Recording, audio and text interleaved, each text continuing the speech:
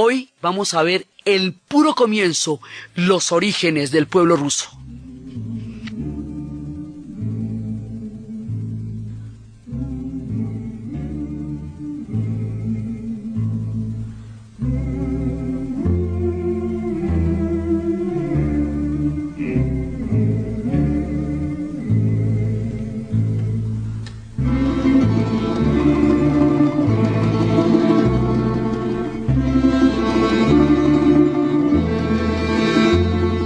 Cuando uno dice que los zares eran zar de todas las Rusias, está diciendo que hay muchas Rusias, y en realidad es que son muchísimas. No es una sola Rusia, hay un imaginario, la Santa Madre, pero hay muchas Rusias. Hay Rusias eslavas, hay Rusias que son las fundamentales, llegaron a ver en su momento Rusia eslava, Rusia báltica, transcaucásica, de todo, llegaron, hay una Rusia kazaja, hay muchísimas Rusias, porque esto es un compendio de pueblos que se van a ir amalgamando entre invasiones, anexiones, toda clase de historias, hasta formar un conglomerado absolutamente diverso, variado, cosmopolita, que explica por qué el arte ruso es tan poderoso, porque es que es la mezcla de muchísimos pueblos que cada uno va a aportar desde la estepa, desde el Asia, desde Europa, desde todas las civilizaciones y las historias, su cosecha al gran arte ruso. Pero esto se va a formar como las grandes naciones en mucho tiempo.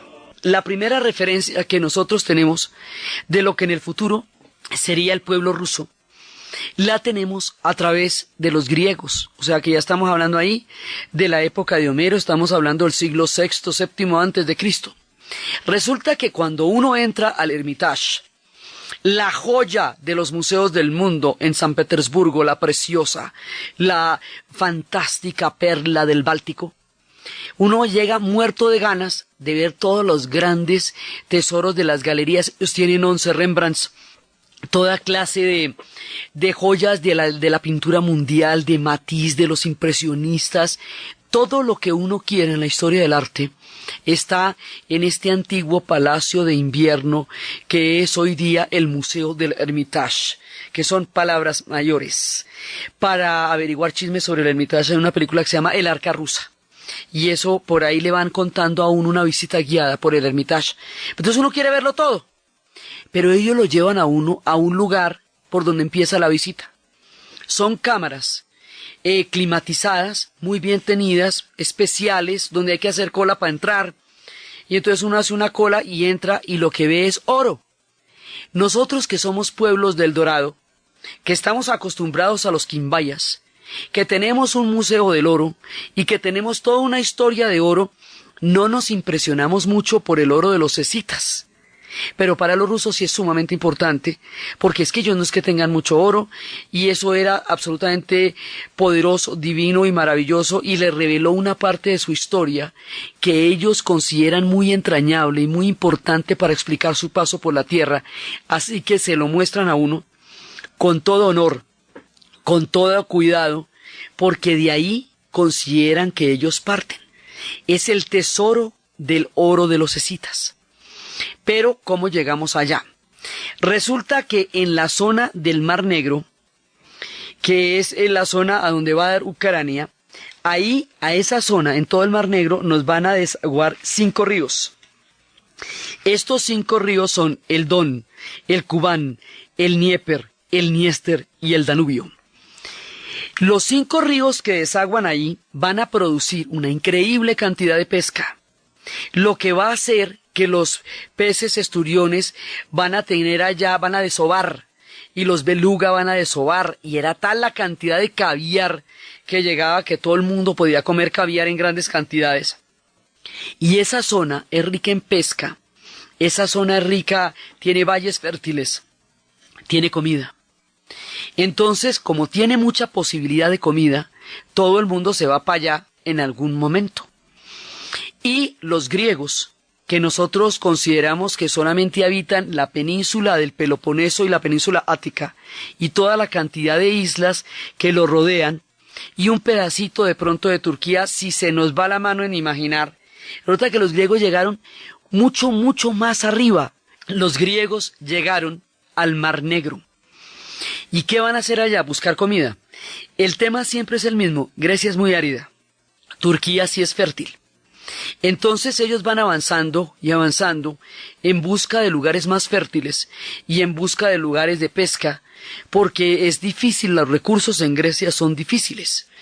Entonces van a llegar buscando la leyenda del vellocino de oro. Dicen que el vellocino de oro, que la leyenda de Jasón y sus argonautas, en realidad se trataba del trigo. Esta gran leyenda en donde se construye precisamente el barco de Argos y donde se selecciona una tripulación increíble para buscar el vellocino, donde Jasón va a tener cualquier cantidad de aventuras y va a conocer a Medea y Medea se va a enamorar de él y va a traicionar a su padre y luego Jasón la abandona después de que ella se ha enemistado con su propio pueblo y ella termina matando a sus hijos en la tragedia del abandono de Jasón. Toda esa historia se sitúa en Turquía. Y en Turquía es donde hay una parte muy fértil y se dice que uno de los rumores es que el vellocino de oro era el trigo. Entonces allá se sitúa esa leyenda. Quiere decir que por allá pasaron, si pasaron Jasón y sus argonautas, entonces efectivamente por allá llegaron los griegos. Ahora, otra de las leyendas que está ahí es la leyenda de Troya. O sea, toda Troya, que es en los Dardanelos, en lo que hoy es el estrecho de los Dardanelos, porque ahí quedaba el pueblo de los Dardanos, y a eso en esa época se le llama el Helesponto. Entonces ahí hay unas puertas de agua, porque los Dardanelos comunican el mar Egeo con el mar de Mármara, y el estrecho del Bósforo comunica el mar de Mármara con el mar Negro, y ahí está la ruta hacia una zona que es muy rica, que va a ser en el centro del mar Negro, una península que se llama Crimea, que tiene forma de diamante. Son circuitos de agua que por el Egeo comunican al Mediterráneo. O sea, este sistema de puertas, digamos, de estrechos, que une todas estas grandes formaciones de aguas, es el origen de todos los contactos entre las civilizaciones. Entonces, ¿qué pasa? Van buscando Troya. Troya también era un sitio fértil y todas las federaciones griegas se fueron contra Troya y se va a hacer esta historia tan terrible que narra la Ilíada, toda la tragedia de la destrucción de Troya y todo lo que pasó y todo el canto de Homero. Cuenta la leyenda que hubo quienes apoyaron a los troyanos, que había unas mujeres guerreras. Esas mujeres guerreras se dice que les faltaba un pecho para disparar los arcos, se les llama las amazonas, que las amazonas apoyaron a los troyanos, que los griegos las detuvieron y las metieron en 3 barcos y siguieron con ellas la travesía en su búsqueda del Mar Negro, que en la travesía las amazonas, cuando ya están llegando a lo que es Crimea hoy, en ese momento las amazonas se rebelan, dominan a los griegos y se escapan. Y van a ser las mujeres de los escitas. Esa es una parte de la leyenda de las amazonas. Durante mucho tiempo se creyó que los relatos que hacía Heródoto sobre mujeres guerreras, sobre las amazonas, eran fantasías. Sobre todo en el siglo XIX, cuando empezaron las excavaciones, se creía que solo lo que ellos excavaban de la manera que lo hacían era verdad y que todo relato anterior y sobre todo los de Heródoto no se le concedía la suficiente importancia. Pero resulta que ya después de 1930, cuando empezaron con la tecnología moderna las excavaciones en la zona, sí encontraron mujeres guerreras. Encontraron mujeres enterradas con el hacha, con las riendas de los caballos, mujeres armadas y con hombres a sus pies que fueron sacrificados ante ellas, como ellas fueron sacrificadas a veces ante los hombres guerreros. Entonces sí hubo una tribu de mujeres guerreras, que son las amazonas. Y se dice que ellas van a ser las mujeres de los escitas y van a conformar una sociedad donde van a mandar por igual hombres y mujeres y ellas son tan guerreras como ellos. Esa es una parte de la leyenda. Otra parte de la leyenda nos dice que en la región de los montes del Cáucaso había 3 pueblos que se van a formar mucho más adelante. Esos 3 pueblos son los chechenos, los ingushes y las amazonas. Se dice que las amazonas se iban a aparear con los hombres, unas se iban donde los ingushes y otras se iban donde los chechenos, en la oscuridad de la noche, para que cuando era muy importante el anonimato del padre, para que cuando los hijos nacieran, si eran varones de una situación, cuando fueron donde los chechenos, irían donde ellos. Si eran varones, cuando fueron donde los ingushes, serían de ellos. Pero si eran mujeres, serían de las amazonas. Y que estos tres pueblos se unían cuando era necesario, porque como están en una esquina por donde pasan los imperios, muchas veces fueron atacados. Entonces se dice que ahí aparecen también las amazonas. Están en toda esta zona. Pero entonces, ¿qué pasa con los escitas, que son el origen de nuestro pueblo ruso? Pasa que los griegos se encontraron con los escitas. Y al encontrarse con los escitas, los griegos nombraron y escribieron sobre todo el mundo que ellos conocieron. Entonces conocemos una gran cantidad de cosas a través de los griegos, de la misma manera que lo que nosotros llegamos a saber de los celtas, lo supimos después fue por los romanos. Entonces los griegos llegan y al ir buscando en el Mar Negro y al llegar a la península de Crimea, se van a encontrar con los escitas. Los escitas eran un pueblo con una muy compleja estructura y eran nómadas. Los griegos cuando se encuentran con los escitas les parecen salvajes, les parecen porque son nómadas, porque están a caballo, porque son guerreros, y ahí es cuando los griegos se inventan este temita tan complicado de civilización barbarie.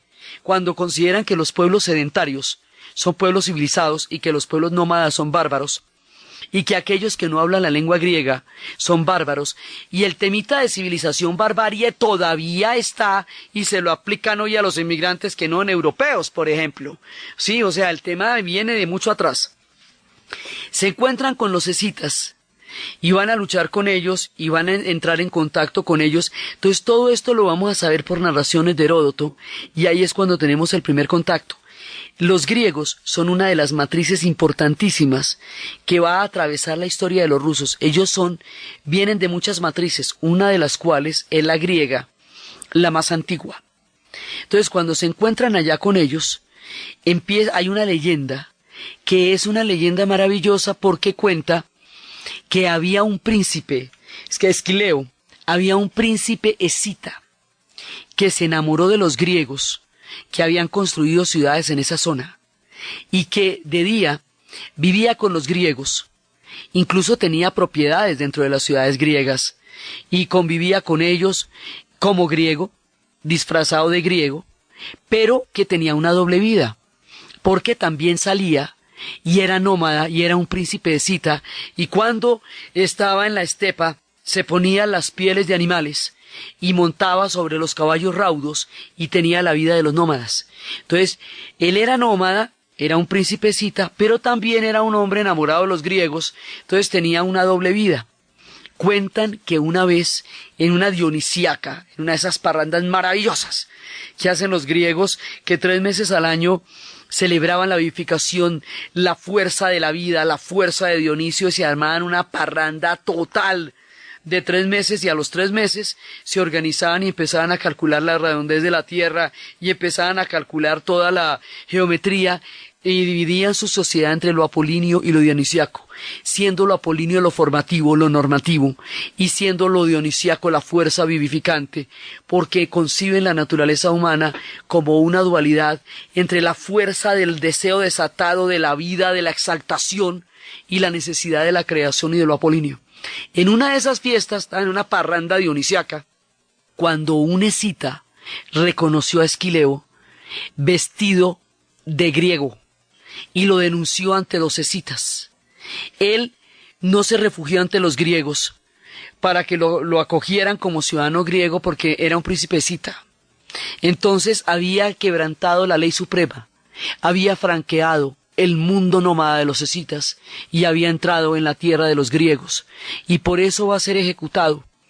Esto se considera una leyenda, pero mucho tiempo después las excavaciones encontraron el anillo de Esquileo, que comprueba que la leyenda que hablaba Heródoto sí era cierta. Entonces, ¿dónde está la civilización y dónde está la barbarie? Si el príncipe Esquileo es un príncipe escita y a la vez un ciudadano griego. Entonces ahí, digamos, vamos a encontrar esto.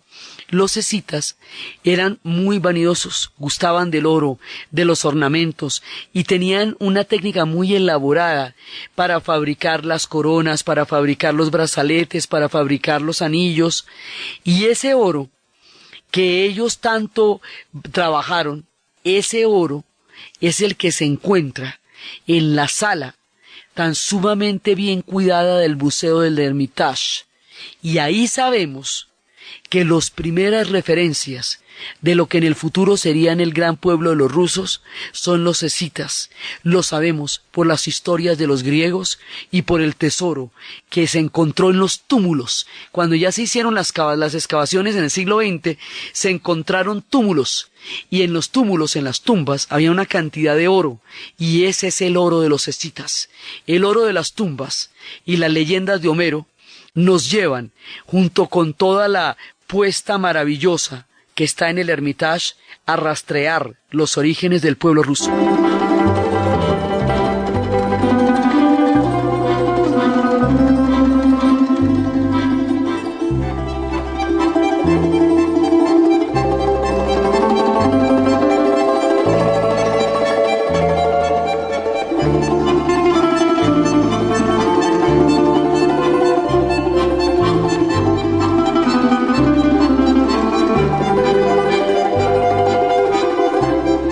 Al lado de los escitas se van a asentar muchos pueblos, los pechengos. Muchos pueblos se van a asentar en esta zona y se van a encontrar por la vía de los ríos, por las rutas, porque también va a haber una ruta que va a conectar a mucha gente con el Báltico. Y esa ruta se va a llamar la ruta del ámbar. El ámbar es una resina muy antigua, formada casi que en los comienzos de la Tierra, que tiene un color amarillo quemado, o puede ser verde también, hay un ámbar verde, o tiene un color también claro.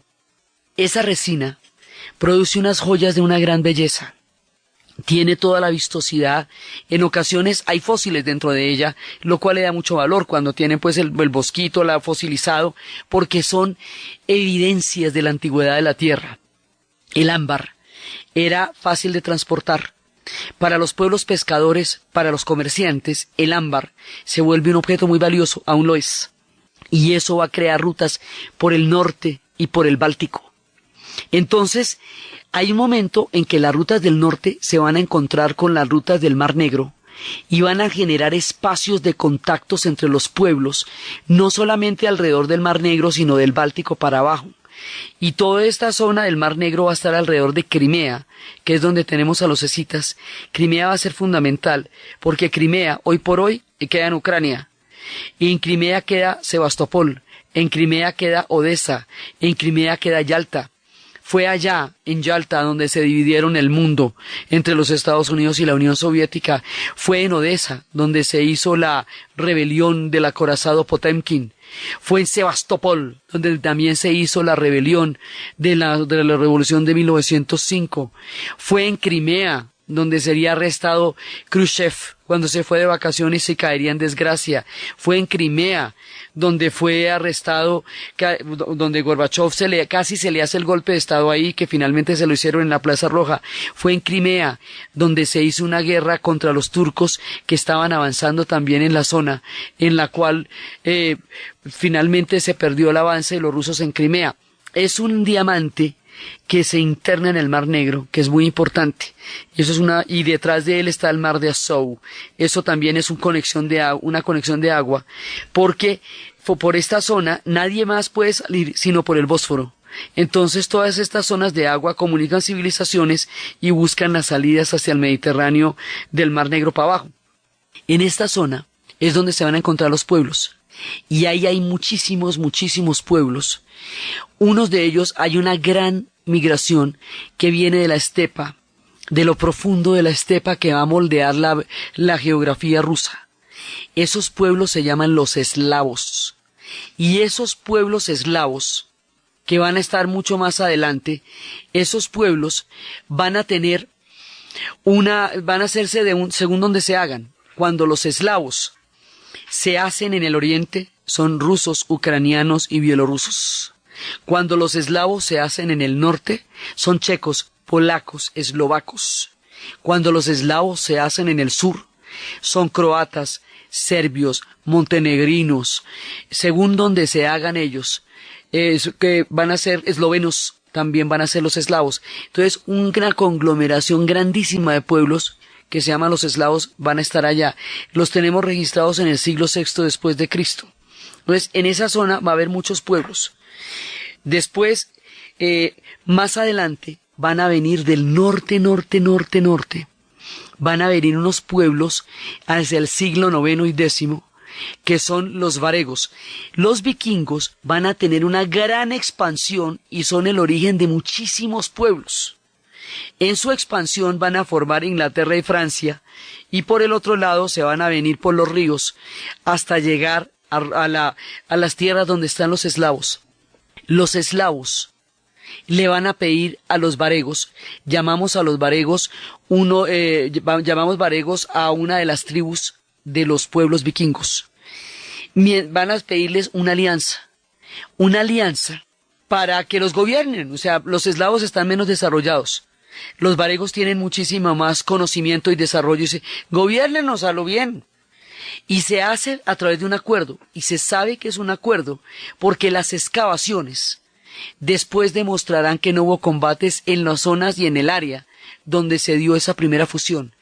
Y ahí van a fundar dos ciudades, Kiev y Novgorod.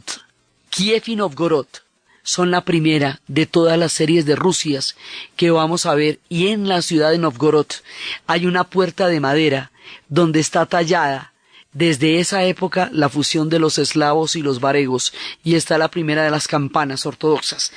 Mientras tanto, en el Asia Menor, los griegos habían decaído, serían península, después serían una provincia romana. Los romanos formarían el Imperio Romano de Oriente. El Imperio Romano de Oriente se cristianizaría, y cuando se cristianizara el imperio, surgiría allí el gran Imperio Bizantino, el Imperio de Constantino, el que duraría 1000 años, el que traería la fe ortodoxa. Y la fe ortodoxa y esta herencia y el legado de Bizancio van a ser una matriz fundamental para explicar el alma de los rusos.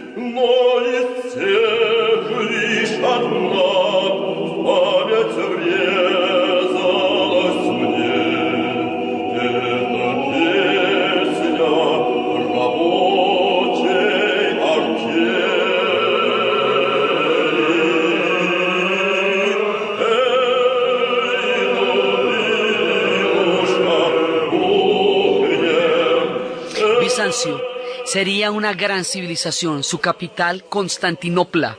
Constantinopla va a ser en ese momento la fuente de civilización más importante, poderosa y grande desde el año 330 después de Cristo hasta 1453, en que los turcos otomanos se tomaron Constantinopla y terminaron toda esa luminosidad en esa parte del Imperio Bizantino. Como el Imperio Bizantino era el corazón de la civilización, todo iba hacia allá. Todo el mundo tenía que relacionarse con ellos porque eran la mayor fuente, allá era donde llegaba el comercio, allá era donde llegaba todo, y allá era donde la fe ortodoxa iluminaba esta gran civilización que por el esplendor de la fe, por el apogeo gigantesco, por lo floreciente que fue, se le conoció a Bizancio como el dique iluminado. Y de allá venían los cánticos de la fe que habría de estructurar a los rusos en el futuro.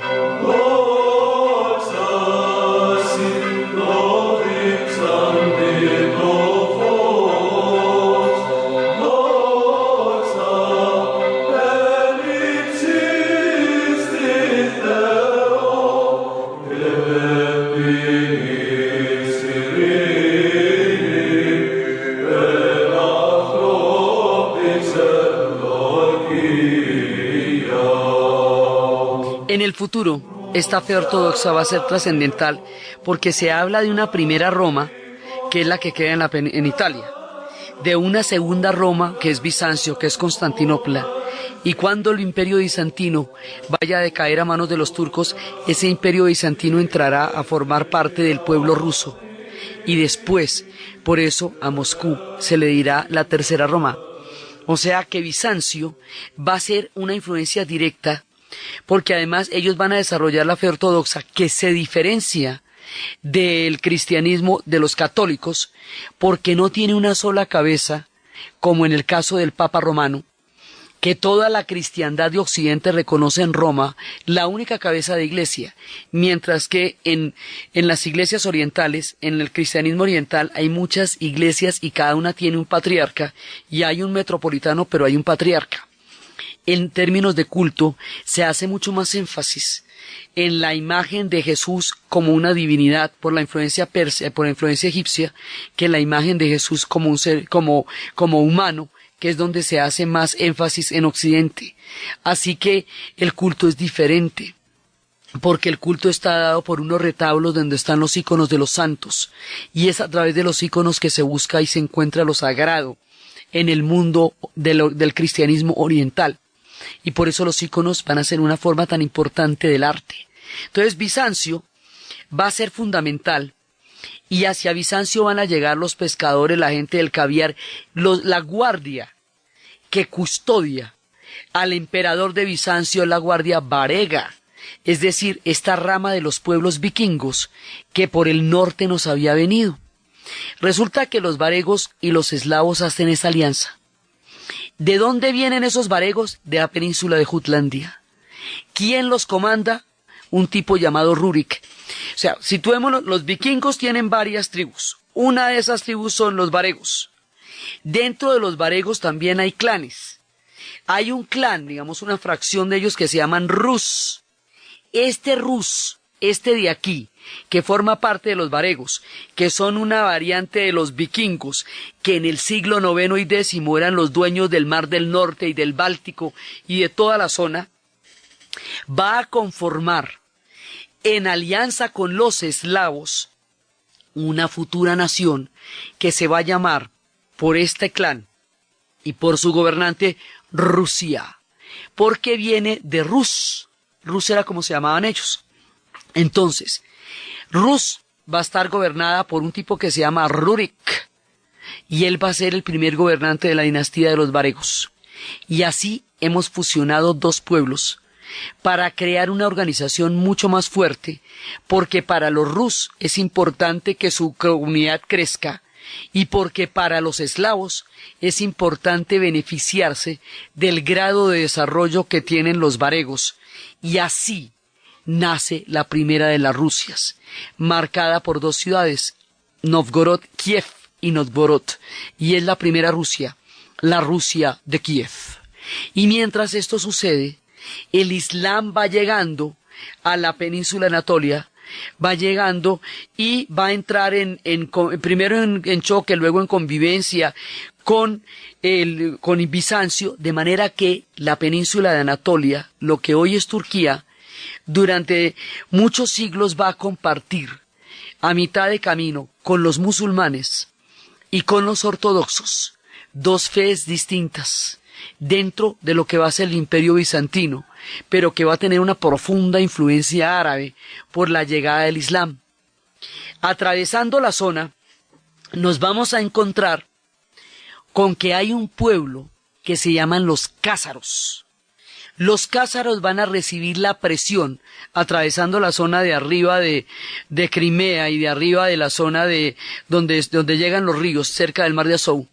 Allí los cázaros van a recibir la presión de convertirse a la iglesia ortodoxa que emana de Bizancio o adoptar la fe musulmana. Como sienten que las dos presiones les hacen los afectan, entonces ellos pensaron en convertirse al Islam, y dijeron, no, pero una religión que no permite beber y nos priva de las dichas del vodka no se puede. Entonces, bueno, y el cristianismo también es muy fuerte para nosotros, entonces decidieron una solución completamente nueva y original, que va a dar un destino totalmente distinto a la historia. Van a mandar traer del califato de Córdoba, en el siglo X, a un rabino, y se van a convertir al judaísmo. Este es un caso único, porque los judíos no lo son por conversión, lo son por descendencia de la casa de David, y la descendencia se produce a través de la madre. Así que el caso de una conversión masiva que se haya mantenido dentro del judaísmo es prácticamente único entre los cázaros. Y así, trayendo del califato de Córdoba, de Sefarat, un rabino, se va a formar esta comunidad judía en el corazón de Rusia, que es el origen de los judíos rusos provenientes de Sefarat, de un rabino traído de Sefarat.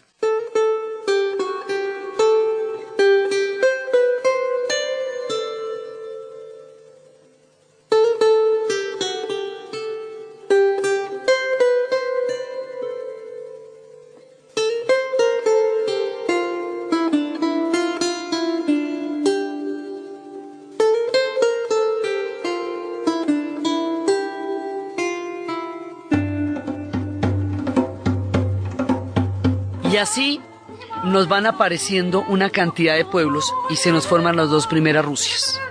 Y allá en Novgorod, hoy Novgorod queda en Rusia y Kiev es la capital de Ucrania, porque como después se disolvería lo que se llamaría la Unión Soviética y Crimea quedaría en Ucrania, y hoy existe todavía una base rusa fundamental en Crimea y en Sebastopol, que los rusos no están dispuestos a quitar de ahí bajo ninguna circunstancia, que los ucranianos quisieran que se fuera de ahí, pero eso no va a suceder, y acaban de firmar un acuerdo que por lo menos hasta el 2040 van a estar los barcos allá, porque esa es la salida del Mar Negro que nos va a llevar por el Bósforo al Mar de Mármara, al Egeo y al Mediterráneo. O sea, en esa zona, si usted no tiene asegurada el paso, puede quedar taponado y puede quedar bloqueado. Entonces se va formando estas dos Rusias, pues es la Rusia original, la primera Rusia, la llamamos la Rusia de Kiev, y tiene los dos capitales, Moscú y Novgorod. Y cuando Rurik empieza a gobernarla, después de él va a estar Oleg, y Oleg va a tener a una mujer que es su vida, Olga. Cuando él muere, Olga, para asegurarse de que nadie vaya a casarse con ella y de esa manera desposeerla del reino que heredó después de la muerte de Oleg, manda una serie de mensajes claros. Le mandaron una propuesta de matrimonio, a un emisario lo quemó, al otro lo enterró vivo y al otro lo ahogó, para que quedara claro que ella no estaba, como por ejemplo, para casarse con nadie. Olga va a hacer una alianza con, unos dicen, la sitúan en la mano de Olga, otros también en la mano de Vladimir. Va a hacer una alianza con los bizantinos y les va a decir a los ortodoxos de Bizancio: dennos su religión, nosotros les daremos nuestros feligreses. Y la religión ortodoxa empieza a constituirse en la matriz del alma de los rusos. Por eso es que siempre nos referimos a Bizancio como una matriz de Rusia también. Entonces, ¿qué pasa? Ya tenemos con los eslavos y los varegos una fusión política, administrativa, organizativa y gubernamental e institucional que le da solidez a los eslavos y que aumenta el dominio y el control varego. Ahora, con la fusión con los ortodoxos, entonces tenemos una fe. Y si hay algo que verdaderamente cohesiona a los pueblos, es la fe. Así que desde el comienzo de los tiempos, desde los días de Olga, desde los días de Vladimir, el mundo ortodoxo está ligado a la formación misma de los gobernantes que después llamaríamos zares, de la primera dinastía, que es la dinastía de los varegos. Entonces, esta religión está no solamente presente desde una etapa muy temprana de la formación de los rusos, sino que está ligada directamente al poder, lo que va a hacer que más adelante los zares sean también santos, porque estén protegidos y santificados por la fe ortodoxa. Entonces, el carácter ortodoxo se imprime en lo profundo de la conciencia de los rusos, y es una fe tan fuerte, es una fe en la cual se muestran unos íconos de una belleza inigualable. Los íconos son dorados, son rojos. Los íconos no pretenden mostrar rostros verdaderos, porque parten de la base de que no conocemos a las figuras, nunca conocimos a Jesús, ni a María, ni conocimos a los protagonistas de la historia, porque el registro de esta historia se hizo mucho tiempo después de la vida de los personajes. Entonces, lo que reconocemos en ellos es la divinidad. Los íconos son bidimensionales y dan una sensación de lejana divinidad en la medida en que no son seres de carne y hueso, no pretenden serlo, por eso no son estatuas, por eso no tienen rostros que podamos identificar con los rostros de las personas que están a nuestro lado, sino que es una aureola que los va rodeando de una divinidad y de un sentido de lo sagrado. Es una representación de lo sagrado a través de retablos por medio de los cuales la gente se relaciona con la fe sobre el ícono y el sacerdote está detrás durante la celebración de la misa. Entonces, la fe ortodoxa va a moldear ya el pueblo ruso, y con esto ya tenemos las características fundamentales: el pueblo, el gobierno, la religión, y con esto arrancamos con la Rusia de Kiev.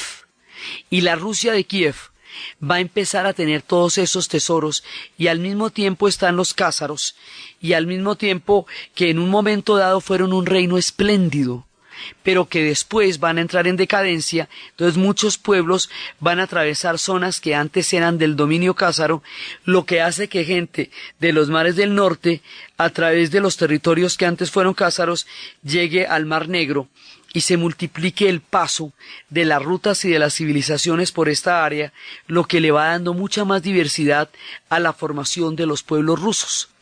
Entonces, mientras tanto, Bizancio se va haciendo cada vez más importante, cada vez más esplendoroso, digamos, toda una etapa hay paralela entre la formación y el esplendor de Bizancio, que va a durar, como Bizancio cae en 1453 y nuestra Rusia se nos va a formar en el año 900.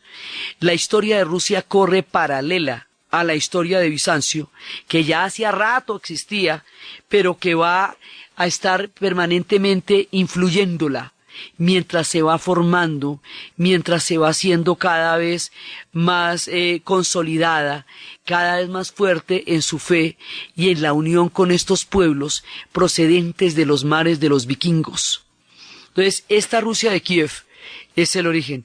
Por eso, en el futuro, cuando se vayan a separar Ucrania de Rusia, en la disolución de la Unión Soviética, la separación de Ucrania, va a ser lo más doloroso que le pueda pasar a los rusos, porque se les va la madre misma de los comienzos de su tiempo.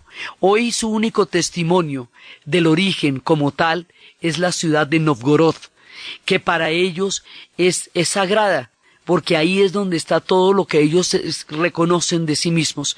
Fuera del antiguo tesoro de los escitas, es allí en Novgorod donde ellos van a encontrar todo su propio reconocimiento de sí mismos y del linaje de su historia. Ucrania se separaría en el futuro, porque en Ucrania queda Chernobyl, y cuando sucedió el gran desastre de Chernobyl, Ucrania es el granero, Ucrania es la despensa, la zona más fértil, por lo que le cuento de los ríos. Entonces, cuando la explosión de Chernobyl contaminó toda Ucrania, Ucrania culpó al centralismo de la Unión Soviética de descuido y negligencia en el mantenimiento de la planta, y los culpó de una tragedia que todavía los tiene en situación de contaminación. Por eso se fueron, y cuando se van es cuando se rompe la madre en dos, porque eran dos ciudades, Kiev y Novgorod. Entonces, así se van formando alrededor de este primer imaginario, Novgorod, Kiev, los vaigos, los eslavos y el mundo ortodoxo, y detrás de ellos el oro de los escitas. Así es como ellos se van, mirando a sí mismos.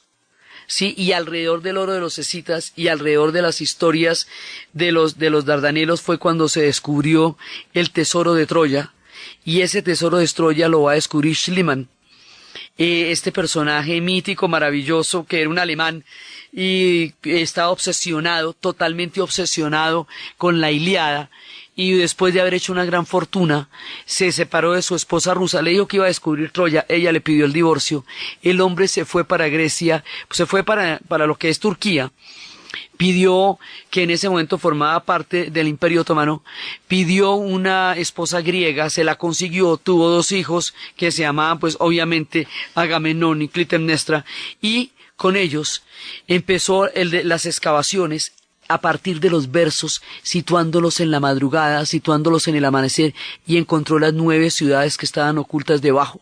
Y en esas 9 ciudades encontró el tesoro, encontraron Troya, y iban a encontrar el oro, y ese oro, por el patrocinio, primero lo van a sacar a escondidas de Turquía, y luego con todo el patrocinio ruso, con la fuerte alianza que tenía Schliemann con los rusos, porque allá fue donde vivió la mayor parte de su vida, hasta que decidió declararse un amante de la antigüedad e irse a buscar a Troya.